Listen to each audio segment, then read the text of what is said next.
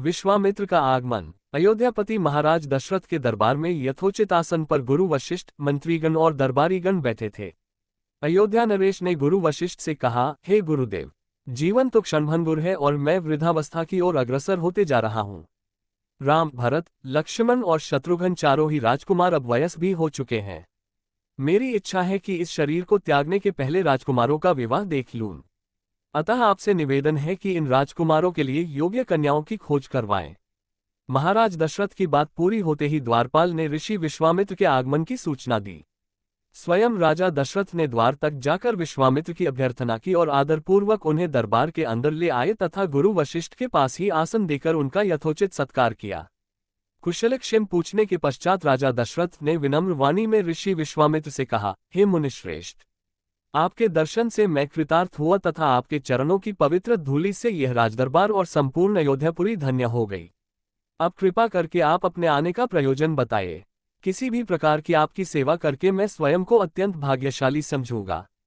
राजा के विनयपूर्ण वचनों को सुनकर मुनि विश्वामित्र बोले, हे राजन, आपने अपने कुल की मर्यादा के अनुरूप ही वचन कहे हैं। इक्ष्वाकु वंश के राजाओं की श्रद्धा भक्ति गौ, ब्राह्मण और ऋषि मुनियों के प्रति सदैव ही रही है।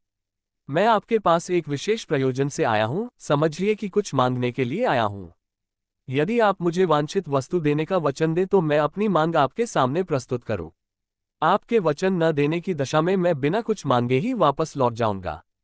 महाराज दशरथ ने कहा, हे ब्रह्मर्षि, आप निःसंकोच अपनी मांग रखें। संपूर्ण विश्व जानता है कि रघुकुल के राजाओं का वचन ही उनकी प्रतिज्ञा होती है। आप मांग तो मैं अपना शीश काटकर भी आपके चरणों में रख सकता हूं। उनके इन वचनों से आश्वस्त ऋषि विश्वामित्र बोले, राजन, मैं अपने आश्रम में एक यज्ञ कर रहा हूं। इस यज्ञ के पूर्णाहुति के समय मारीच और सुबाहु नाम के दो राक्षस आकर रक्त, मांस आदि अपवित्र वस्तुएं यज्ञ वेदी में फेंक देते हैं। इस प्रकार यज्ञ पूर्ण नहीं हो पाता। ऐसा वे अनेक बार कर चुके हैं। मैं उन्हें अपने तेज से श्राप देकर नष्ट भी नहीं कर सकता, क्योंकि यज्ञ करते समय क्रोध करना वर्जित है। मैं जानता हूं कि आप मर्यादा का पालन करने वाले ऋषि मुनियों के हितैषी एवं प्रजावत्सल राजा हैं। मैं आपसे आपके ज्येष्ठ पुत्र राम को मांगने के लिए आया हूं, ताकि वह मेरे साथ जाकर राक्षसों से मेरे यज्ञ की रक्षा कर सके और मेरा यज्ञानुष्ठान निर्विघ्न पूरा हो सके। मुझे पता है कि राम आसानी के साथ उन दोनों का संहार कर सकते हैं। अतः केवल 10 दिनों के लिए राम को मुझे दे दीजिए। कार्य पूर्ण होते ही मैं उन्हें सकुशल आपके पास वापस पहुंचा दूंगा। विश्वामित्र की बात सुनकर राजा दशरथ को अत्यंत विषाद हुआ। ऐसा लगने लगा कि अभी वे मूर्छित हो जाएंगे। फिर स्वयं को संभाल कर उन्होंने कहा, मुनिवर, राम अभी बालक है। राक्षसों का सामना करना उसके लिए संभव नहीं होगा। आपके यज्ञ की रक्षा करने के लिए मैं स्वयं ही जाने को तैयार हूं। विश्वामित्र बोले, राजन, आप तनिक भी संदेह न करें कि राम उनका सामना नहीं कर सकते। मैंने अपने योगबल से उनकी शक्तियों का अनुमान लगा लिया है। आप निश्चिंत होकर राम को मेरे साथ भेज दीजिए। इस पर राजा दशरथ ने उत्तर दिया, हे मुनिश्रेष्ठ, राम ने अभी तक किसी राक्षस के माया प्रपंचों को नहीं देखा है और उसे इस प्रकार के युद्ध का अनुभव भी नहीं है। जब से उसने जन्म लिया है मैंने उसे अपनी आंखों के सामने से कभी ओझल भी होने नहीं दिया है। उसके वियोग से मेरे प्राण निकल जावेंगे। आपसे विनय है कि कृपा करके मुझे ससैन्य चलने की आज्ञा दें। पुत्रमोह से ग्रसित होकर राजा दशरथ को अपनी प्रतिज्ञा से विचलित होते देख ऋषि विश्वामित्र आवेश में आ गए। उन्होंने कहा, राजन, मैं नहीं जानता था कि रघुकुल में अब प्रतिज्ञा पालन करने की परंपरा समाप्त हो गई है। यदि जानता होता तो मैं कदापि नहीं आता। लो, मैं अब चला जाता हूं। बात समाप्त होते होते उनका मुख क्रोध से लाल हो गया। विश्वामित्र को इस प्रकार क्रोध होते देखकर दरबारी एवं मंत्रीगण भयभीत हो गए और किसी प्रकार के अनिष्ट की कल्पना से वे कांप उठे। गुरु वशिष्ठ ने राजा को समझाया, हे राजन, पुत्र के मोह में ग्रसित होकर रघुकुल की मर्यादा, प्रतिज्ञा पालन और सत्यनिष्ठा को कलंकित मत कीजिए। मैं आपको परामर्श देता हूं कि आप राम के बालक होने की बात को भूलकर एवं निश्चिंत होकर राम को मुनिराज के साथ भेज दीजिए। महामुनि अत्यंत विद्वान, नीति निपुण और अस्त्र शस्त्र के ज्ञाता हैं।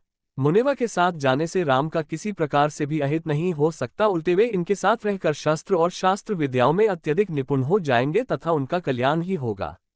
गुरु वशिष्ठ के वचनों से आश्वस्त होकर राजा दशरथ ने राम को बुला भेजा।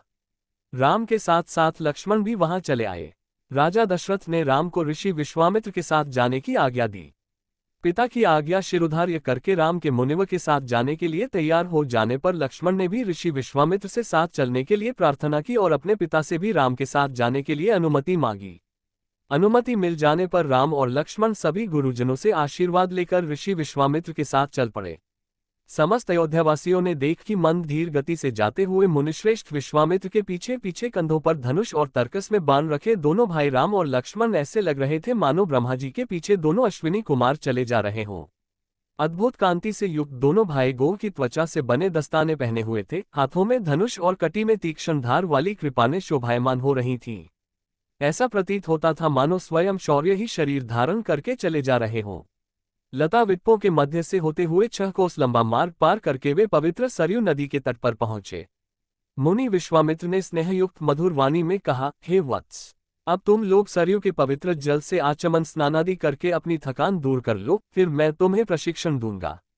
सर्वप्रथम मैं तुम्हें बला और अतिबला नामक विद्याएं सिखाऊंगा। इन विद्याओं के विषय में राम के द्वारा जिज्ञासा प्रकट करने पर ऋषि विश्वामित्र ने बताया, ये दोनों ही विद्याएं असाधारण हैं। इन विद्याओं में पारंगत व्यक्तियों की गिनती संसार के श्रेष्ठ पुरुषों में होती है। विद्वानों ने इन्हें समस्त विद्याओं की जननी बताया है। इन विद्याओं को प्राप्त करके तुम भूख और प्यास पर विजय पा जाओगे। इन तेजों में विद्याओं की सृष्टि स्वयं ब्रह्मा जी ने की है। इन विद्याओं को पाने का अधिकारी समझकर मैं तुम्हें इन्हें प्रदान कर रहा हूँ।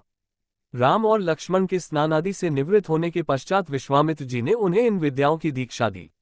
इन विद्याओं के प्राप्त हो जाने पर उनके मुखमंडल पर अद्भुत कांति आ गई। तीनों ने सरयू तट पर ही विश्राम किया।